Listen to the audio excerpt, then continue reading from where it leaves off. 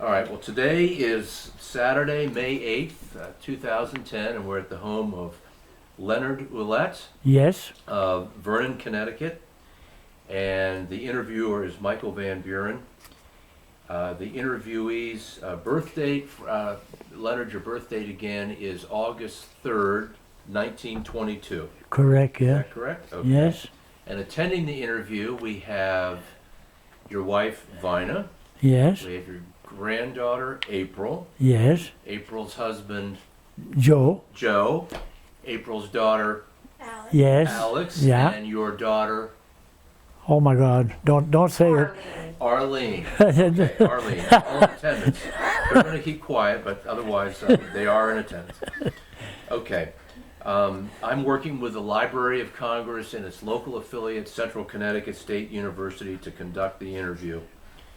Leonard, you were in served in World War II. You were in the Army. Your rank that you attained was Private First Class. Yes, You were in the 30th Division, and you served temporarily in North Africa, but primarily in India, in Burma, in China. correct. Is that correct? Yes. Okay.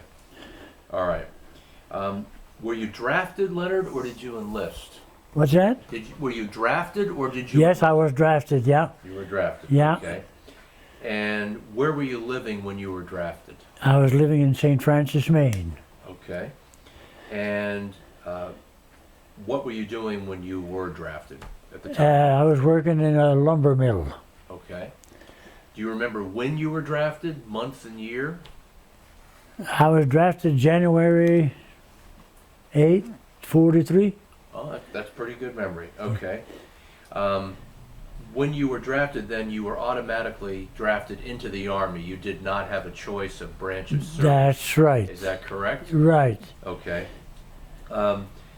Why were you picked for the Signal Corps? Was there a particular reason? Well, no, I didn't have no choice in the matter. Okay. But did they tell you why they picked you to do Well, that? Because they needed because they're signal? going to send me to school. Okay. I went in my basic. I went to Camp Crowder, Missouri, Okay. to take advanced training for the Signal Corps. Okay. Then I went to Louisiana. Okay. So you went directly from Maine to Missouri. No, I went to Camp Devens, Massachusetts first. Okay. I was there 7 days. So this was right after you were drafted. Right after I Gave was you, drafted. How long to report for duty after you were drafted? Well, it didn't take too long Okay, so very quickly you. because I went to see my boss at the lumber mill and I asked him for a raise. He had given me 2 raises before, and he said, "No, you don't get no more raises." I says, "Okay, I quit." Okay. It's okay. He says, "Next week you're going to be in the service." So right away, the local board sent me a letter that I was being drafted. So right after you quit your job. you Right were after I quit my job, yeah. Okay. I was tired of doing what I was doing. I wanted to go because all my friends had gone in the service. And I didn't want to stay at home all alone with all these guys that were 4Fs. And so that's why when I quit, and right away they sent me to the local board, sent me a letter that I was drafted. Okay, let me ask you a question. You said at one point you were classified as a 4F? Well, Previous no, to being I drafted? was never classified a 4F, Okay. but I was with all the 4Fs that were home. I see Yeah, what you're yeah, saying. right, yeah. Okay, so once you were drafted, you went to Camp Devon? Camp Devens, Mass. for 7 days. And where is that? What city is it? That's near, I don't know where that is. It's not too far from here. I forget where that was. I can't remember. Well, that's okay, because you Yeah. know that you were at Camp Yes, Devon, right. and you were only there for 7 days. 7 days, and then from there they put me on a train. They shipped me to Louisiana first. Did you go to Missouri first? No, I went to Louisiana for about a week. Then they sent me from there to Camp Crowder, Missouri. Okay. And that's where I took advanced training for the Signal Corps, for the Were you wire. already part of the 30th Division at that point? No, I was not. No, I just got attached to the 38th Division after I went overseas. Okay. Yeah, yeah. So you're down in Missouri Yes, for your training in the 60s. yes. Then I took my full basic in Louisiana. Okay. We were on maneuvers in Texas, Arizona, and all those places for about 7 months, I guess. Well, let me ask you this. Let's go back just to Missouri briefly. How long were you there? In Missouri, 2 months in Missouri. And can you describe what the training was like? Well, it was mostly we had guy giving us speeches, telling us what to do and how to. If you cut a field wire, and to show you how to splice that, so you have a good reception, and things like that. And we did that for about 2 months, and I was so bored with that, it was awful. But I took that, and after that was done, I went back to Louisiana. And that was for basic training? Yes, right. Most of that, yeah, that's what it was. Okay, so how long do you think you were in Louisiana? Louisiana, I must have been there between 5 and 6 months, I would say. Really, for that long? Yes. Okay. Yeah, because we were on maneuvers 2 different times in Louisiana. Okay. And then from there. You still had not been assigned, let me stay on Louisiana just for a Yes. moment. You still had not been assigned to the 30th Division? Not before I went overseas. Okay. That's when they attached me to that. Do you remember any of your instructors in Louisiana? Can you recall any of those guys? No. Did you make any friends there in Louisiana? Well, yes, I had Basic training? quite a few friends, yeah. I had 2 guys by the name of Jones. They weren't related to each other.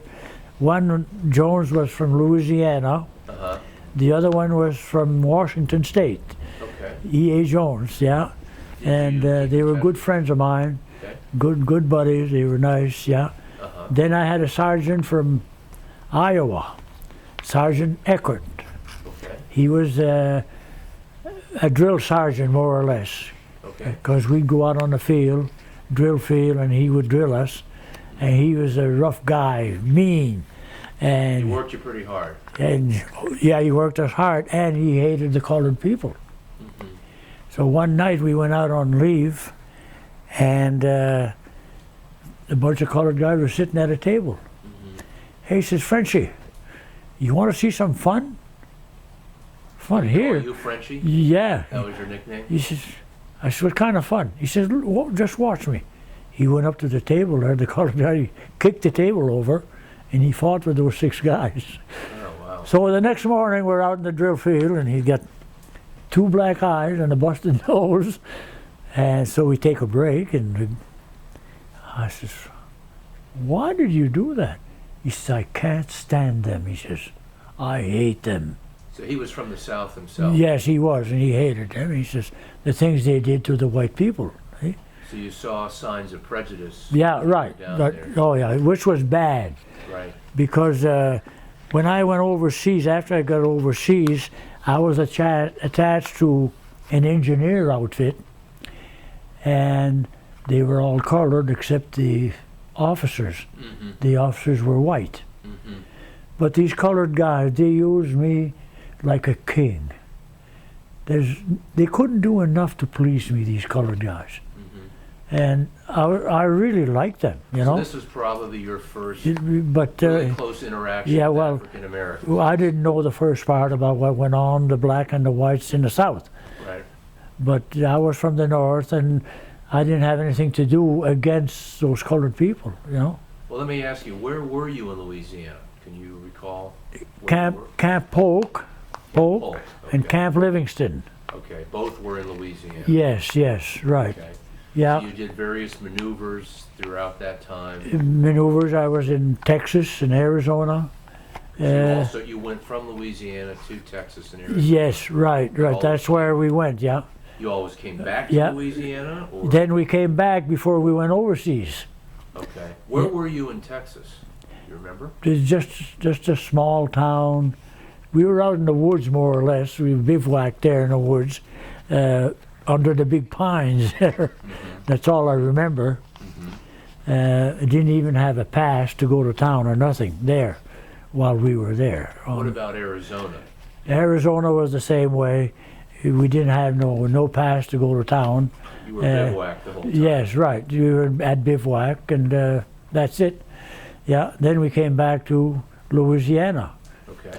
and from there we went.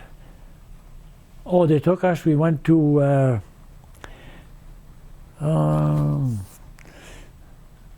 a place where we took the boat. Anyway, I think it was near Fort. Was it Fort Dix? No, that's where I got discharged. But I don't remember. I can't remember where we went to get the boat on the boat. Okay. Yeah, yeah. Was outside of Louisiana? Yes, yes, right. It wasn't in Louisiana anymore. Okay. It was either New Jersey or someplace there, Okay. port of embarkation there. Okay. And from there we took a little Liberty ship. That's a small boat. It held 700 men. That's it. Right. We went to Africa, Oran, Africa. You went to Oran. Okay. Yeah, yeah. They changed that name after a while. It's not the same thing anymore. Right. So we went there for about 3 months.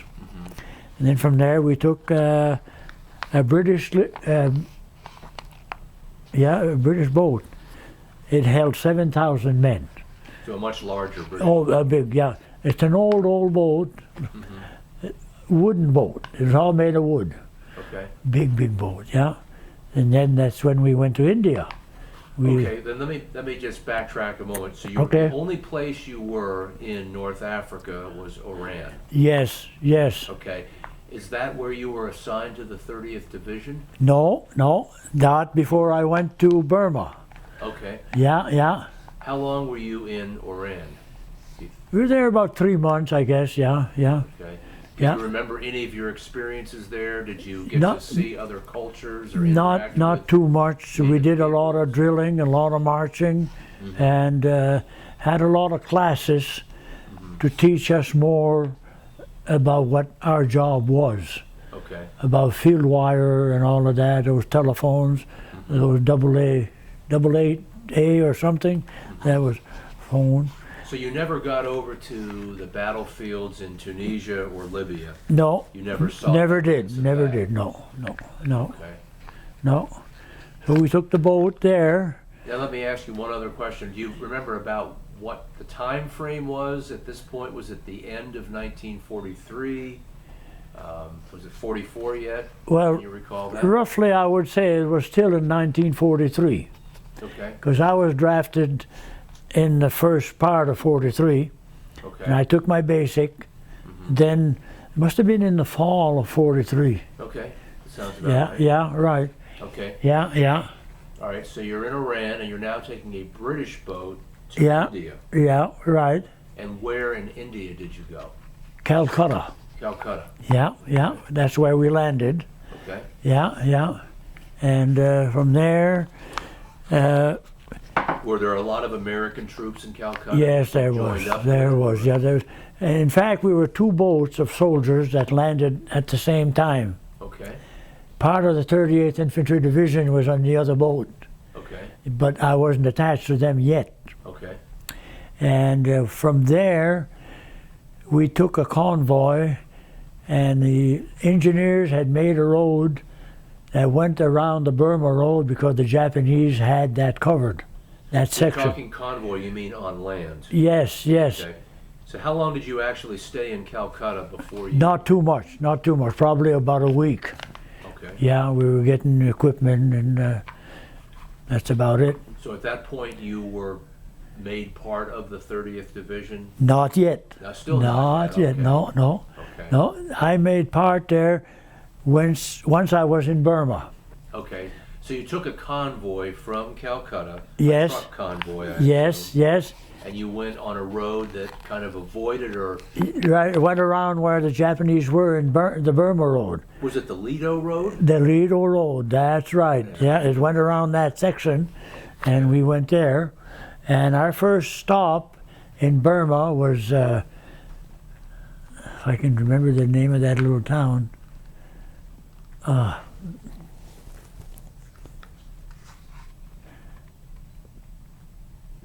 It's a kind of weird name. Mogon. Mogon, Burma. Okay. Yeah. Because that's where my buddy died there. He got killed. Well, was that an area where there was still fighting between the Japanese and Americans and British, or did the Allies already hold that area? Well, the Allies were there. There was part of Western Burma near the border with India? Yes. Okay. There was part of the 50th Chinese Division was there, Okay. and the 38th Division. That's where I got involved with the 38th. Now we had British outfit there too. We had a battalion of British soldiers there with us. Okay, so it was not the 30th, but the 38th The Division? 38th Division, yeah, I said 30th, yeah. The Okay. 38th Infantry, yeah. Okay. Yeah. And I remember that place good because I had malaria real bad. We had taken a railhead, and I get sick with malaria. And I'm laying down in the shade. Was that your first experience with malaria? Yes, or- and it was 110 degrees in the shade. Okay. So this British captain come by. He said, "Soldier, what's the matter?" I said, "I don't know." I said, I'm so cold, it's awful." And he says, "Yeah." I said, "I know what's wrong with you." He gave me his field jacket. He was a captain. He says, "Cover yourself with that. That's all I can do for you." I said, "Yeah, but when am I going to return that?" Well, he says, "Eventually you're going to go to the hospital." And he says, "You leave my jacket at the hospital." Okay. So they took me into the hospital, and I was there 5 days, Okay. and then that's when they sent me back to India, To or recover. an R&R, yeah. Okay. And I was there 10 days. Okay. Had officers there. They check you every day. So you how were in you a field feel. hospital? or- Yes, because that's where the college, the girls' college, was before the war. Okay, so that was the hospital that you said. That's right. That's right. Yeah, because a whole bunch of us there were there. Most of them were because of malaria, Okay. and stayed there. We were well fed, well taken care of. Okay. But then we had to go back. Okay. Yeah. But All the May I pause you right there, please? yes. Okay. Okay. Okay, this is part 2 of the interview, and Leonard is in the hospital in the former girls' school in India. And you were there, Leonard, for about 10 days. days. Yeah. Okay. And what happened after that? After that, well, they took me back to my outfit, Okay. and then I took back my old duties. And this was back in Burma? Back in Burma, over that's before right. Burma. Yeah. So we went up. We were around the Himalaya mountains at the time that I went back, and we had an engineer outfit moved us from the Himalaya mountains to the flats Okay. in Burma, in the rice paddies, Okay. and we were there quite a while, and all our equipment and food was airdropped. There was no way during the monsoon season that you could bring a truck in, Right, because they just get stuck. so they airdropped that. And if we weren't quick enough, the Japanese would get our food and our ammunition. Right. Yeah, they were on one side of the rice paddy and we were on the other side. So how large was the force that you were with? Was you were with a full division? With her, No, it was battalion. You were the battalion. Yeah, the would be 96 about Signal 1,000 Battalion men. was, but we were attached to the 38th Infantry Division. So we were kind of, in a way, mixed up with them there, because they couldn't do anything without us laying field wire to them. We'd lay field wire right up to the front lines. And so, like when they transferred me, attached me to an engineer outfit, they were building roads and that engineer outfit, but I was closer to the 38th Infantry Division front lines. Okay. So it was easier for us to lay wire to the infantry division. Okay. Yeah, and Do you remember where you were in Burma? To the name of the town, or it was I know that. might- Mogon, Burma. That was one place, Right. And then we went to Rangoon, Burma. That was a seaport. Right. But when we went there, it had been bombed. There was nothing left.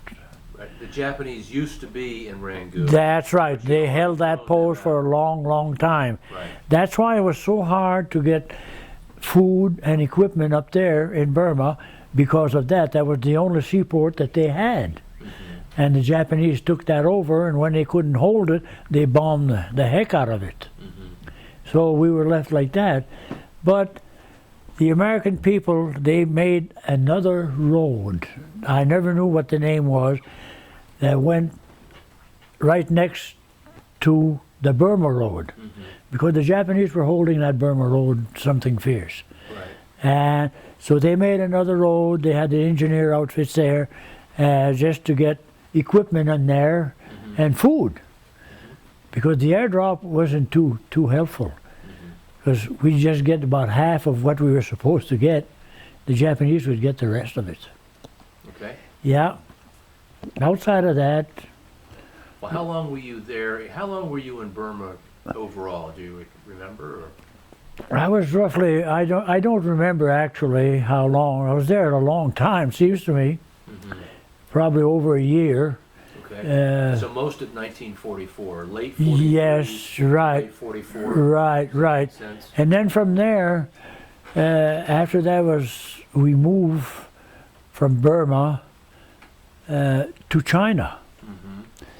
And when we were there, I forget how long we were in China. Let me ask you a couple of more questions about Burma. Were you ever very close to the lines? Did you actually see combat? Or were any of your buddies in combat from Yes. your unit, from your Yeah. battalion? Well, the thing of it is, when we laid that field wire, one night we were out, like 4 of us, troubleshooting. They were having trouble with the phone. Right. So it's dark, pitch dark and raining. So we held the wire like this, walking through the jungle with it. We come to a spot, there was no more wire. So one guy from the 38th Infantry Division came to meet us, and he ran out of wire too. So the Japanese were right there, so they cut a section of that field wire and hauled that away. So at night, rather than fix that, plug that, and we unrolled what you call a DR5. That held a half a mile of wire. It was on a spool. Okay. And it took 2 men to haul that. It's pretty heavy. And so we unrolled that from our headquarters to the Americans. Okay. There was that, we were, Close that gap. right, so close that gap. And we had K9 outfits with us, dogs, and they could smell the Japanese. We couldn't see them, but they could smell them, and they'd make a hissing sound, the dogs would, and they'd go get them. They were right between us. Did you ever actually see Japanese soldiers? I saw one time, yeah. He had a long shot gun there, one of these guns, and he wasn't 20 feet from me. But we were on a trail, we were 7 of us on a trail, and that dog smelled that Japanese, and his master went after the Japanese. Okay. That was the end of him. Did they shot That's him? right. That's how close I got. I mean, I never saw too much except that, Okay. because our job wasn't to fight them like that Right. in combat. We were there to spread the wires, and we had some days we had to service our wire. Because a lot of times if the American people would move ahead, that wire would stay there. And we'd take it and coil it back up and bring it way in the back, and we'd service it. Right. If there was a section that was broke off, we'd splice it and fix it and get it ready for another time. Okay. Yeah. But outside of that, that was it. Do you remember, please tell me about this incident where you met General Merrill. That was Merrill's in Burma, Marauders? right? Yeah, yeah. So I tell me was about that. I was digging a ditch, a foxhole, Right. and he come by me, But you didn't know it was him at the time. No, he didn't have no, wasn't wearing a ring no and singing. stars, nothing.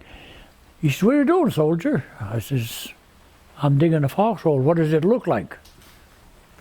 He says, "Get out of that hole." He says, "Let me give you a hand."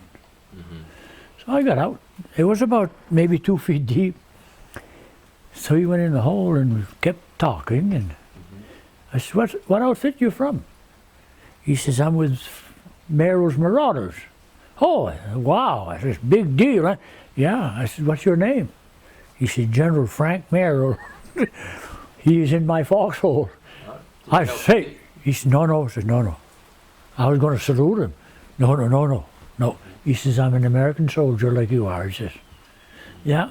So he's real nice, a big husky guy, nice guy, very nice. That's all I saw of him. That's quite an encounter, though. Yeah, but he died young. He was in his 40s when he died, I guess. I saw that in the paper one time. Shortly after the war. After the war, yeah. What was your, did you have good supplies and good food when you were there? Yeah, we had mostly C rations and K rations. Right. A C ration is it's 4 little biscuits, a little can of beans, and a little pack of cigarettes, 4 cigarettes in a pack. And Did that. you smoke then? Yeah. You did? Oh yeah. Okay. Oh, smoke. I started to smoke while I was in there, and we got to the point where 4 cigarettes for one day, hey, that's not enough, you know. Right. And I had little candies in there too, and I'd trade my candies for cigarettes from the other soldiers. Were these hard candies? So Yes, the wouldn't hard melt in candy, the heat and right, everything? yeah. But those beans are little small kinds of beans, Right, and you didn't have no way of heating that. right. And So you had cold ate that. beans. But then the K rations were a different thing. They were in a box. They were more like almost like a steak, like probably like a patty, a rice The beef patty. beef patty. Yeah. It's almost like that, and then 4 biscuits, and another pack of four cigarettes, and gum, two pieces of gum. Okay. But we enjoyed that a lot better than the C ration. Right. And the civilians there, once in a while we'd give them a box and there was K rations, and they loved that. Little kids starving to death, you know. Oh yeah. So these were the Burmese natives. Yeah, right. Oh yeah. Now, did you have interaction with British troops and Indian troops, colonial Well, troops? we had an outfit of Indian troops. You did? Yes. Tell me a little bit about that. They called them the Gurkhas. Oh, they were the Gurkhas. Yeah. And they were good at fighting Japanese. They knew all the angles the Japanese would use, and that's why they were so good. Yeah, they were all small boy, all short, but Right. they were huskies. Oh, they were Didn't rough. they carry machetes? They Yeah, fought with that's long right. knives. That's right. A few of them had rifles. Most of them had machetes. But look out, They were tough. they were. Yeah. Oh How yeah. about the British? Did you have any interaction with any British units when you were there? Well, no, not too much. Not they more or less separated from us. They were like they didn't want to get mixed up with us. Yeah. But they were good. They were good though, but they couldn't hold anything. Like the Americans, if they'd push the Japanese back, and the Americans would come back and have the British hold that down, they couldn't do that. So they'd fall back. So they weren't that good fighters. That was your impression that they just really Well, weren't no, good. because they couldn't hold anything. They couldn't hold the territory. They that couldn't you'd hold that taken. They'd territory, given yeah. up. The Americans had fought hard to get that. Now, once they got it, they had to get a little bit of rest, so they put the English in there to hold that, and they couldn't hold it. Okay. So was there some resentment by the Americans? Yeah, that's of the right. British Oh, because oh yeah, oh their yeah. efforts would go for naught. Yes, right, yeah.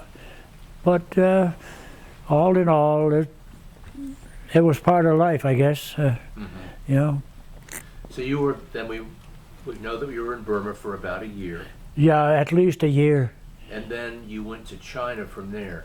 Is that because at that point the Japanese had been completely driven out of Burma? Yes, So you yes, were- yeah. They were out. Yeah, they were out. Yeah.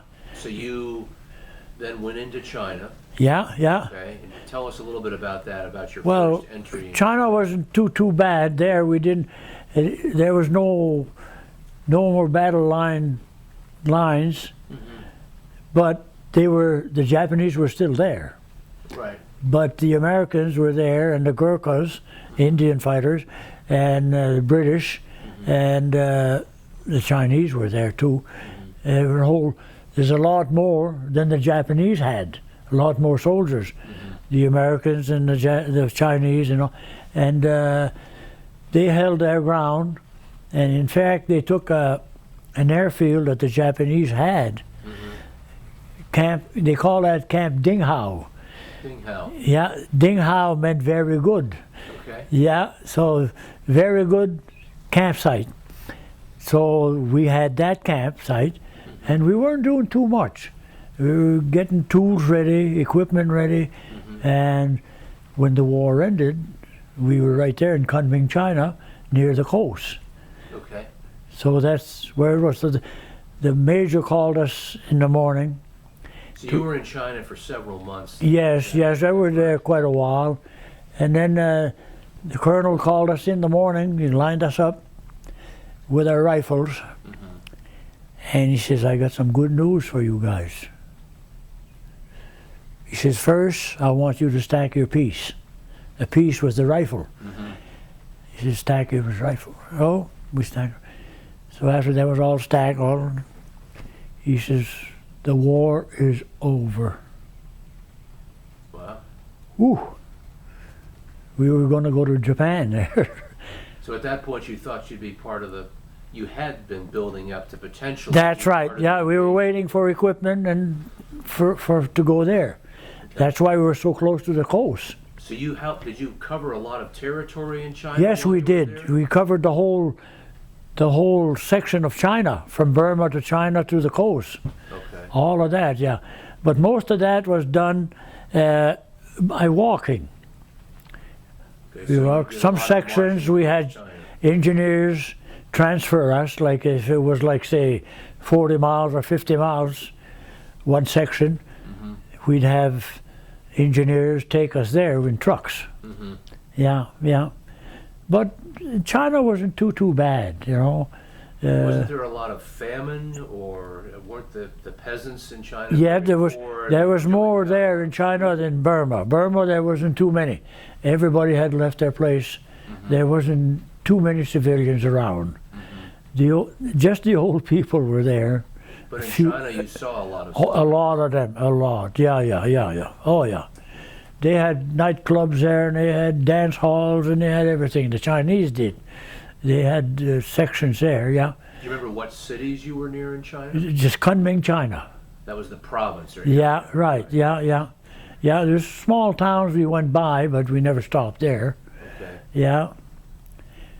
So outside of that, that was about it there. Yeah. You never actually saw Chiang Kai-shek or? No. But you were near Chinese units. You fought alongside. That's right. That's right. Yeah. But see, that's one thing. The Chinese, you could not trust them. Why was that? Don't turn your back on them.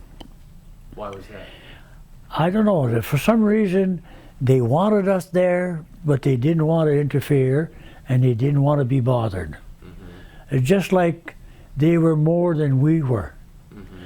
And like clothes, American boots, they could get their hands on that, they'd be so happy. It was something awful. But they didn't like the Americans. Yeah. Do you remember Claire Chennault's Flying Tigers? Were they still there? at Yes, the time? with those P-47s. Right. Did you Yeah. ever see them? Any one of them? No, I saw the P-51s and P-38s. You did. Okay. Yeah, because that railhead we were, they almost died that day.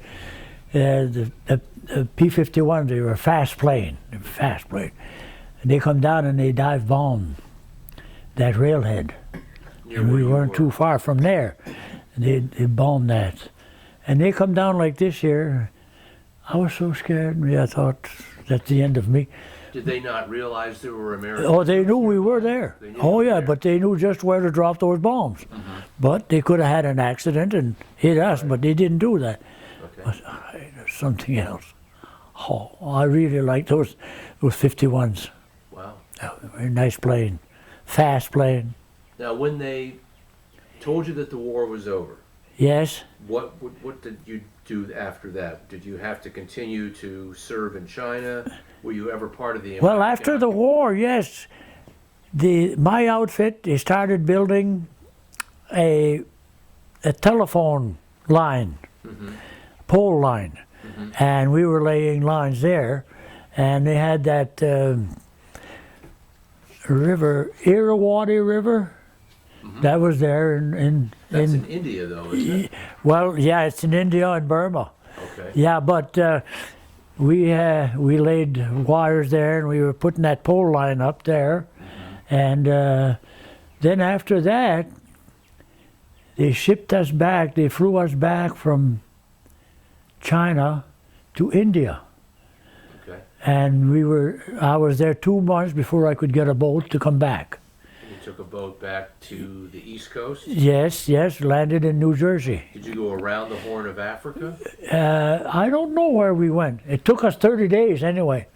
30 days to make it back to the Yeah, States. yeah, from India to Newport News, Virginia. Was that in the fall of 1945? That was in December. December. Yeah. You came back to Newport News. Yeah. Kilmer, New Jersey, I'm sorry. Kilmer, New Jersey. Yeah. So from there, that's where I got my discharge. Okay. Yeah, I left my outfit there, and everybody, we all shook hands that morning and hugged and that, and all my outfit was there. It's quite a thing. Yeah. Saying goodbye to everybody. Yeah. Oh yeah. And then you took a train back home Took a to train Maine? back. Yeah. Okay. And you came back, did you say, on Christmas Day? Yeah. I got discharged Christmas Eve. Christmas Day, I came home. Wow. So that I got off the train, Christmas Day in St. Francis. Wow. My younger brother was there, and my younger sister, they were there. He picked me up at the station. They took you home and you had a nice family Christmas. Quite a thing. I bet that was the Quite a most thing. special. But I was so sick with malaria that I didn't care. I felt like laying down all the time. And I was cold and hot and cold. And, But I was glad to be home. I'll bet. Yeah. Well, that's a great story. Yeah. What I'd like to do now is ask you a few questions sort of on different topics. So we'll kind of look back a little bit, and then we'll look forward to what you did after the war. Yeah. Okay? What I wanted to find out first is how you stayed in touch with your family. Did you correspond a lot with V-mail, or Letters. you did? I used to write to my mother all the time. And did they write to you? Or? Oh yeah. And my older sister, she in fact at Christmas Day she sent me a wristwatch. She was a school teacher, and my mother used to write to me. And one time I told her, I said, "Ma, when you write to me in French." She could write French. You spoke fluent French. Yeah. Oh yeah. Spoke French all the time, and she had a nice handwriting. So she started writing me letters in French, and the company commander come to me one day and he says, "Private Ouellette," he says, "from now on, I want you to tell your mother to write those letters in English." He says, "None of us understand what she's saying." That's pretty good. Yeah. So you said the food, you managed to get pretty good food most of the time you were in the service. Yes. You had the K rations. Right. Yeah. But you always had enough to eat. Because after the war was over, they put up a big tent for the kitchen. And they had cooks. We had cooks in the service with us. And in the morning we'd had ham and egg, bacon and eggs, whatever we wanted, and coffee. This was after the After war? the war. When you were still in China. We were still in China, yeah. The food got better. I guess. But, I think of that for the reason that the kids, little kids, they come to the trash cans and we'd throw whatever we had left and pour the rest of our coffee there and our ashes, cigarette ashes in there, dump that in the can, and these kids would dig in that and eat out of that. That's why I kept saying I wish all the Americans could see how those kids are living. It's crying shame to see that. Right. That made Yeah. quite an impression on you. Oh yeah, oh yeah, oh yeah. Because I was one there, because I had sisters and brothers, and I knew from growing up in a family how it was. Because home we always had food. There they didn't have nothing to eat. And they'd go right in the trash can and go through that swill and take whatever they could find to eat. Let me ask you, how did you feel during the war? Did you feel pressure or stress a lot when you were close to the front lines? How did you deal with that? I never was worried. I never was. But I kept thinking of the other guys. What if these guys, they left me tonight, my outfit, and they're probably dead? I'd think of these other guys. Yeah, it's not that I worried too much about them, but I kept thinking about that, you know. Because these guys, they were good friends of mine, most of them, and I got along good with them, and that's why I was missing them. See? But outside of that, no. Like I say, I never was scared. Yeah. Were any of the guys in your battalion killed? Or did you know some of your buddies during the war who actually were killed, or were you usually away from the combat enough that Well, most of them were away. Most of them were, yeah. A lot of them were reprocessing wires. We had a bunch of guys from my outfit used to do that all the time because we had a lot of wires. Because you run wires here and there, and they move out, so you pick up that wire, roll it in coils, and bring that to them, and they service it. And there was a whole bunch of them doing that. Okay. Yeah. What did you guys do for entertainment? None. Did you play cards or? No, we didn't play too much. We didn't do nothing. Didn't do nothing. Well, for one thing, in Burma and China, we were in a mud hole all the time. Right. It's nothing but mud. So conditions didn't lend themselves. No. You couldn't even get a Jeep in there, and less tanks. You couldn't get no tanks, nothing in there. All you had was mules. Like Merrill's Marauders, that's what he had, mules, to bring his stuff in. But we had one general there. He was in charge of the whole outfit, Stillwell. Oh, Vinegar Joe Stillwell. Yeah, he's an old man. China. Yeah, old man. But he was in charge of the whole outfit there. Yeah, I never got to see him too much. I saw him once. He walked with a cane. He was in bad shape. He was old too. But I guess he's respected by everybody. You know? He had been in China a lot before the war. A long time. Chinese, That's right. He spoke That's right. Yeah. But outside of that, did you do anything for good luck? Did you have a good luck piece, anything you carried with you throughout the war, or? No. Okay. Did you get leave very often? I mean, what would you do? No, when you got well, leave? There are probably limited things you could do. They never got no leave when I was there, because when I came out, I was discharged. I had so many days of leave coming. So they paid me for that extra with my discharge, and that was it. Okay. But while we were over there, I never got no leave. So you stored up all the leave and got paid a little extra. That's right. Yeah. Okay. Can you recall any, even in war, sometimes there are humorous incidents or funny things that happen. Can you recall anything in particular that was just... Well, one time we were sit back, and they had set up a movie screen, and there was an engineer outfit that did that, but the signal corps were not too far, so we went to the movies. And in our area, we had guards. Okay. And after the movie, I was running up to my tent, and this guy here halted me. He says, "Halt, who goes there?" and all of that stuff. And I said, "Don't shoot, I'm a Frenchman." He says, "Come up here, you." He knew me right away. He says, "Why did you say that?" Well, I said, "I'm French, ain't I?" "Yeah," but he says, "You're an American, eh?" I said, "Yes." Well, he says, "Okay, there we are." You figured that might be better to say that you were a Frenchman. Well, yes, yeah, right, yeah. If I'd have said I'm an American soldier, it would have been a different story. I said, well, don't shoot, I'm a Frenchman. What the hell? Who am I? Well, that's definitely a good story. Yeah. What about pranks or jokes you guys might play on each other? Were there any of those that you can recall? Or? Well, no, not too much. No. Okay. Yeah. I know you have some photographs, and we'll make sure to copy those photographs. Yeah. Some of those are your buddies from stateside, from training before you went Yes, over. right. Some are guys from Maine. Yeah, right. Yeah. Okay. Well, in fact, a lot of guys that went in with me, I knew them before the war. Mm-hmm. Like that guy from Allagash, a guy from St. John, and one from Fort Kent, and one from Frenchville that I knew before I went in. Okay. And they came with me. So those pictures are of fellow Yes, right. guys from Yeah. One of those pictures there is a Corps man. He was from New Jersey. Ford is his last name. Okay. But he was with us there. Okay. A good friend of mine.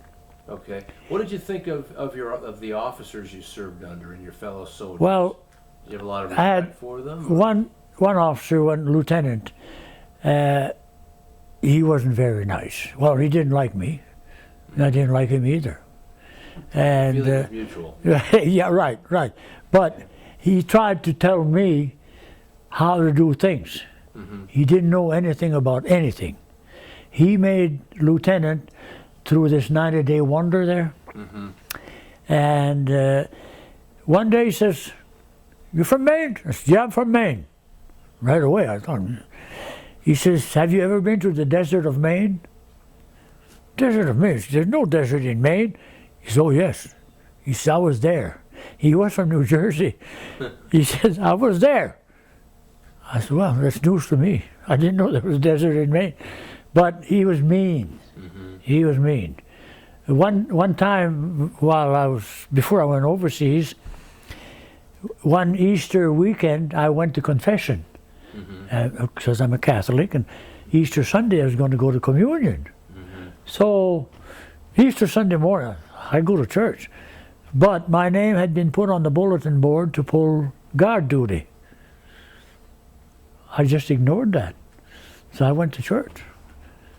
So I come out of church and there's two MPs waiting for me outside. They put me in the stockade. Oh, really? And where was this? Yeah, that was in Louisiana.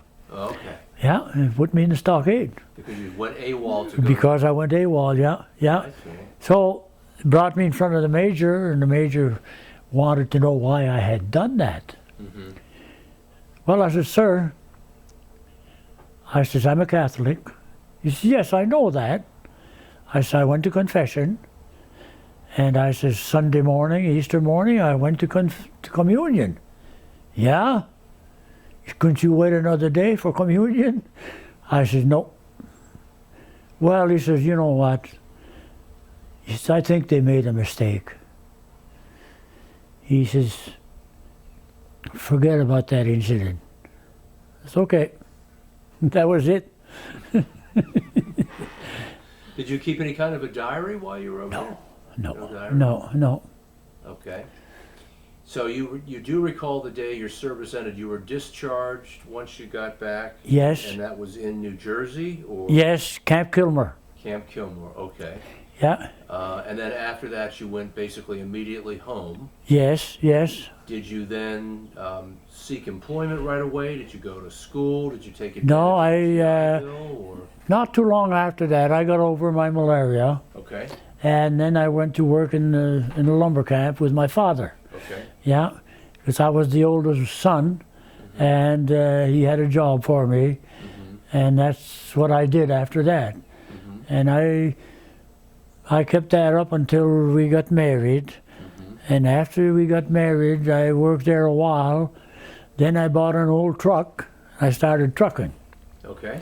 And that was the beginning of that. And then from one truck to another and all of that. And then I bought a house, an old house. Where was that? In St. Francis? In St. Francis. Okay, so you stayed in your hometown? Yeah, and on that piece of land there was 18,000 board feet of lumber to build a new house.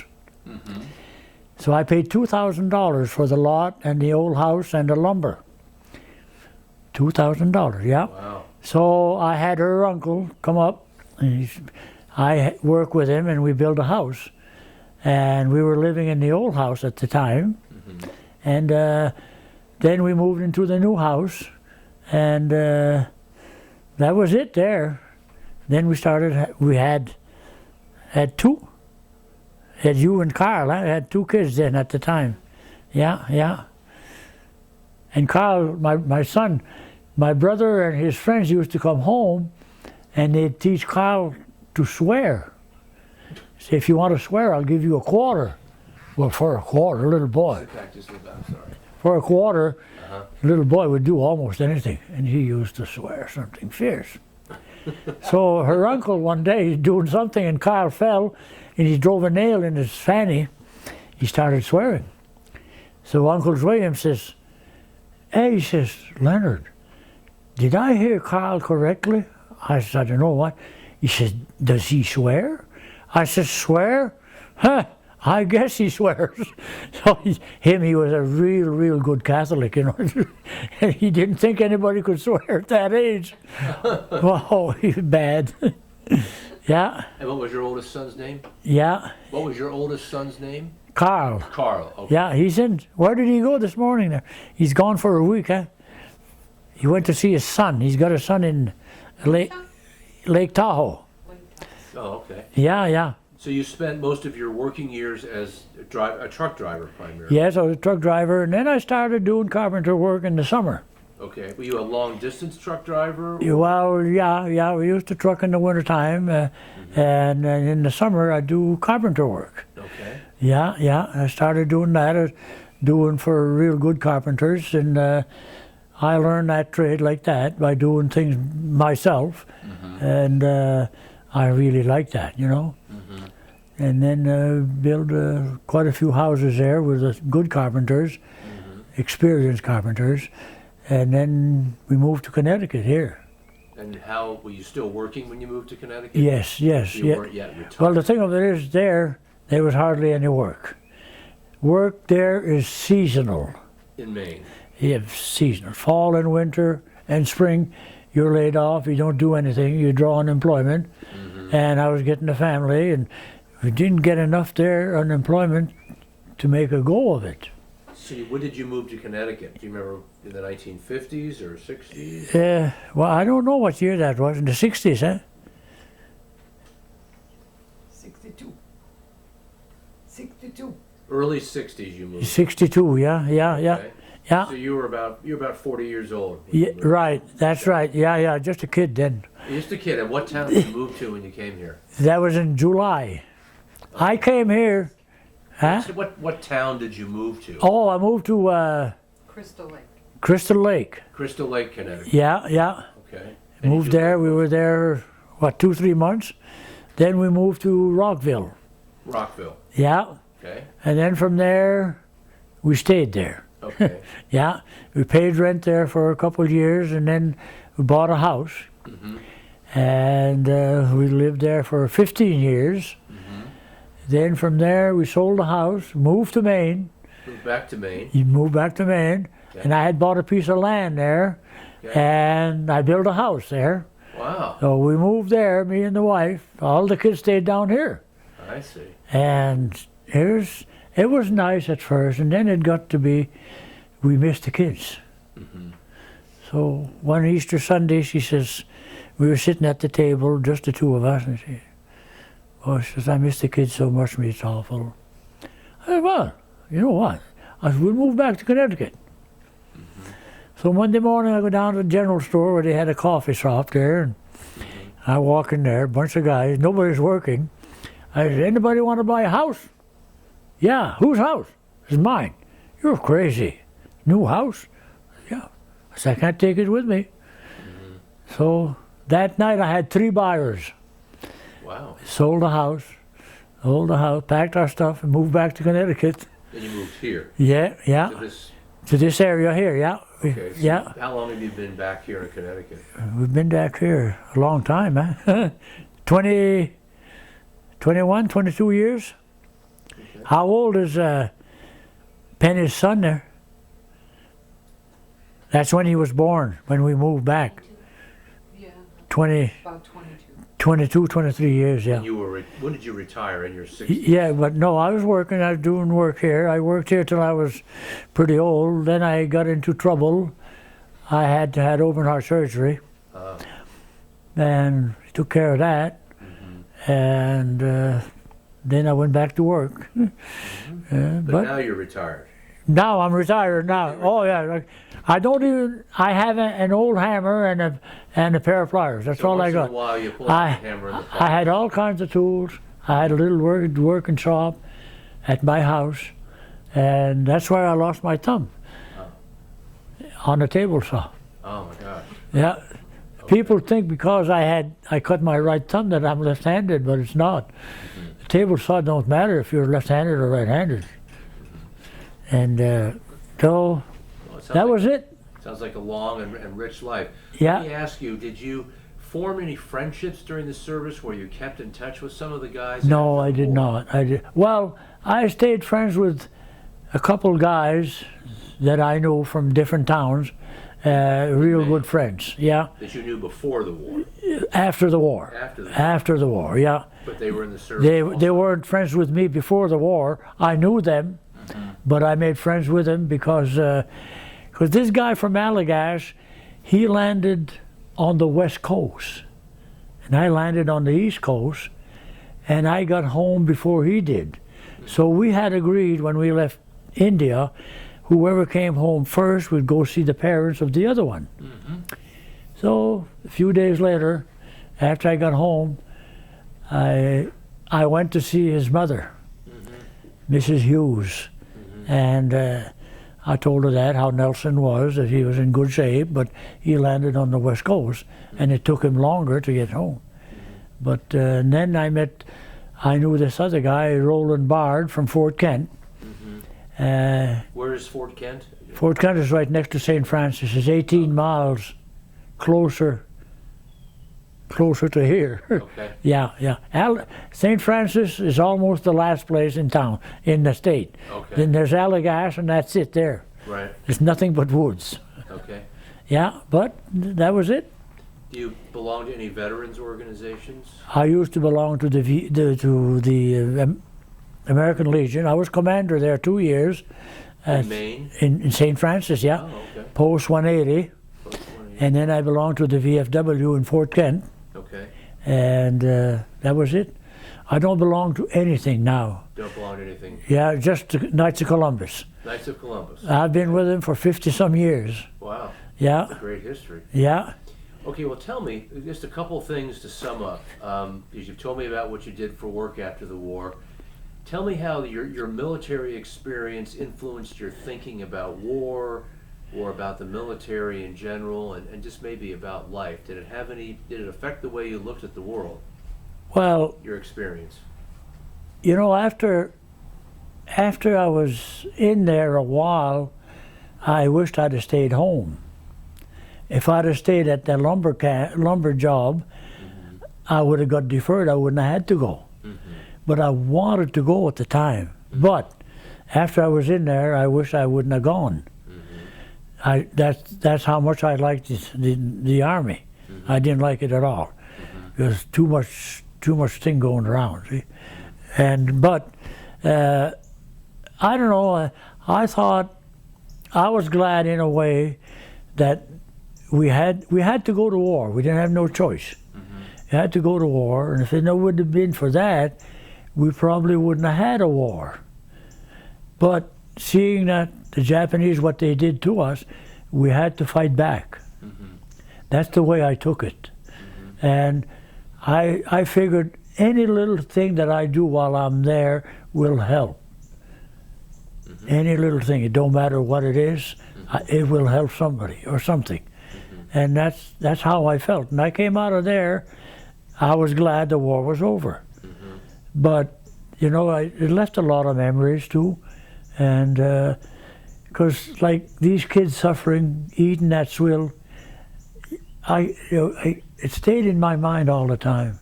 Because I'd see those little kids once I was home, they'd have all kinds of food to eat. They had too much to eat. They'd throw some out. Well, so basically the war gave you an appreciation for what we have here in America. That's right. That's one thing you can say. That's right. That's right. And you probably appreciated the teamwork Yeah, yeah. that the Army taught you. That's the discipline. that's one of the things that they did. You know, it made me realize what war was all about. You know, it's either fight or if you don't fight, you're going to lose out. And you had to protect your country and your family. And that's how I took that. And I felt, after the war was over, I felt good that it was over, but I was glad that I was part of that war during the war. Outside of that, it was really much. Is there anything you might like to say in conclusion, Leonard, that you want to share with your family or share with the people who Well, have seen this video? they know pretty much of what I've done and had a lot of experience. And in fact, I got to tell you this here, I was almost tempted to cancel you out. I heard about that. And everybody in my family that I talked to, Dad, don't do that. Like I talked to my son last night before he left. I says, Carl, I says, I have a good mind to cancel that. He said, Dad, don't do that.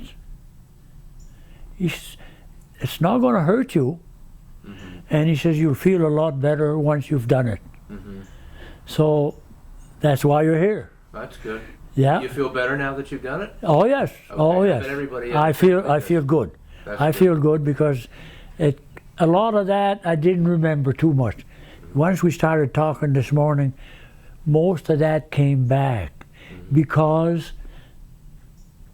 I wanted to forget that.